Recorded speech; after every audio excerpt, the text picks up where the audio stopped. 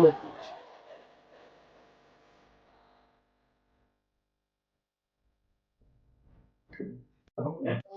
Oho! Selamun aleyküm. Uy salam. Komşunuz. Hoş geldiniz.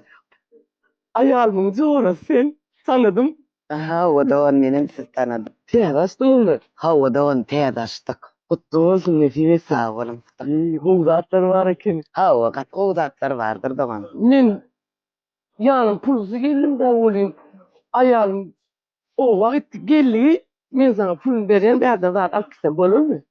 Her şeyle mi? Oo. Ayağım geldi beryen. He, ayağın yerse bir, vay ayağın zor ama verirsin ha onu. Sayrakta Allah'ım şu erkek ışıkların hemmesi vardır. Gerek zadın al. Onun ayağın yerse kasaplaşırsın ha. Oo.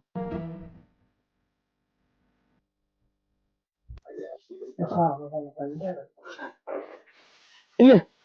Ayağım zor. Aldım sıratlar aldım.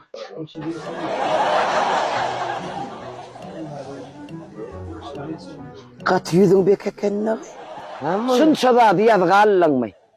o ayağım geldi verecek dedim. Ben seni ben tanıyan ayağımla tırkışıp gördün ha. Vah ayağın zorusu men yine ayağın açan yeri ya. Ayağım ne mi? Öyle aslında giden ha benimle ayılış gitti. Fikrin cemlep izine gelse derer mi?